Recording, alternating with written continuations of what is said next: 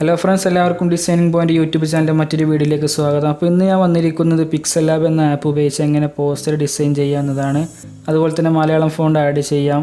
ഒരുപാട് സുഹൃത്തുക്കൾ ചോദിച്ച കാര്യമാണ് എങ്ങനെ നമ്മുടെ മൊബൈൽ ഫോണിൽ മലയാളം ഫോണ്ട് ആഡ് ചെയ്ത് നല്ല അട്രാക്റ്റീവായ നല്ല പോസ്റ്ററുകൾ ഡിസൈൻ ചെയ്യാവുന്നത്. നമ്മുടെ ഈ ഒരു പിക്സൽ ലാബ് എന്ന ആപ്പ് ഉപയോഗിച്ചിട്ട് നമുക്ക് പോസ്റ്റർ, അതുപോലെ തമ്പനെയിൽ, ലോഗോ, ബിസിനസ് കാർഡ്, സർട്ടിഫിക്കറ്റ് ഒക്കെ ഡിസൈൻ ചെയ്യാൻ പറ്റുന്നതാണ്.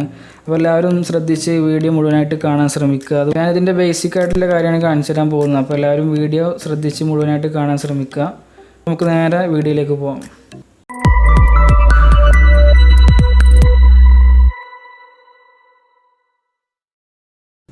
അപ്പോൾ ഫ്രണ്ട്സ്,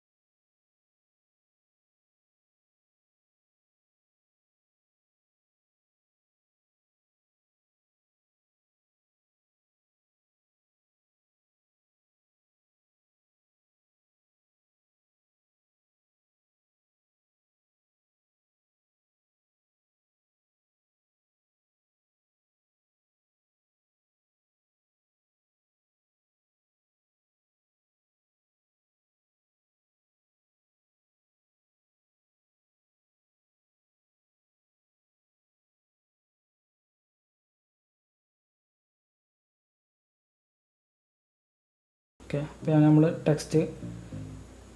ഒരു ടെക്സ്റ്റ് ഡിലീറ്റ് ചെയ്യാനുള്ള ഓപ്ഷൻ ഇവിടെ ഉണ്ട്. അതുപോലെ തന്നെ താഴത്തും ഡിലീറ്റ് ചെയ്യാനുള്ള ഓപ്ഷൻ ഉണ്ട് അതിന് വേണ്ടിയിട്ട്. അപ്പോൾ ആദ്യം എന്നുള്ള ടാബിൽ ക്ലിക്ക് ചെയ്യാം.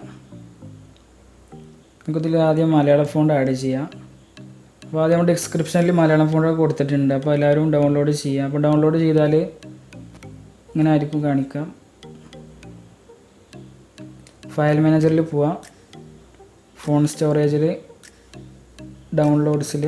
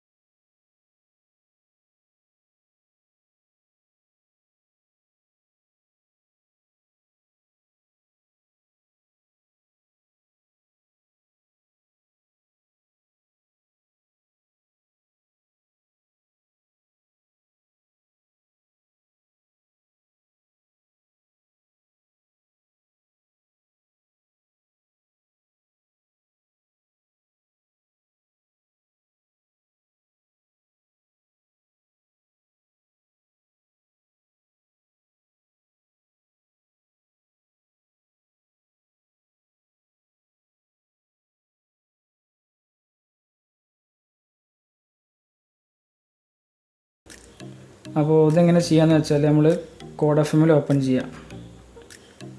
നമുക്കൊരിക്കലും മലയാളം ഫോണ്ട് പിക്സൽ ലാബിൽ നേരിട്ട് ചെയ്യാൻ പറ്റില്ല. അപ്പോൾ അതിന് വേണ്ടിയിട്ട് മറ്റൊരു ആപ്പിൻ്റെ സഹായം വേണം.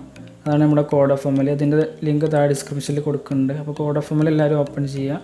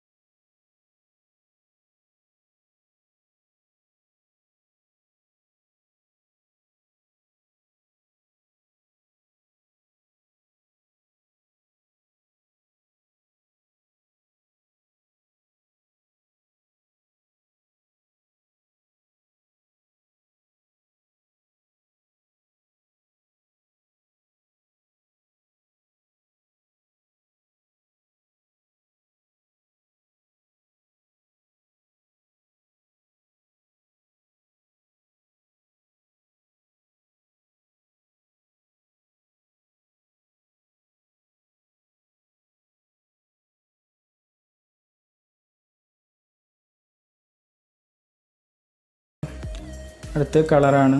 നമുക്ക് ഫോണ്ടിൻ്റെ കളർ ചേഞ്ച് ചെയ്യാം. അതുപോലെ ഗ്രേഡിയൻ്റ് ആയിട്ട് ചേഞ്ച് ചെയ്യുക കളറ്.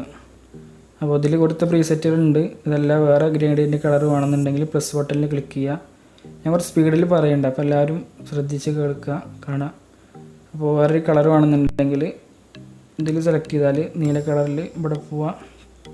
അപ്പോൾ നമുക്ക് വേറൊരു കളർ സെലക്ട് ചെയ്യാം. ഓക്കെ, അപ്പോൾ ഇവിടുത്തെ കളർ ചേഞ്ച് ആയിട്ടുണ്ട്. നെക്സ്റ്റ് ഇവിടുത്തെ കളർ ചേഞ്ച് ചെയ്യാൻ ഇതിലൊന്ന് ക്ലിക്ക് ചെയ്യുക. കളർ ബക്കറ്റിൽ പോവാം. നെക്സ്റ്റ് ഒരു ബ്ലൂ സെലക്ട് ചെയ്യുക. ഓക്കെ, അപ്പോൾ ആ ഒരു കളർ ഇവിടെ വന്നിട്ടുണ്ട്. ഓക്കെ, ഇനി അടുത്ത ടൂള് ടെക്സ്ചറാണ്. അപ്പോൾ ഇതിലേക്ക് നമുക്ക് ഓരോ ഇമേജ് ആഡ് ചെയ്താൽ നല്ലൊരു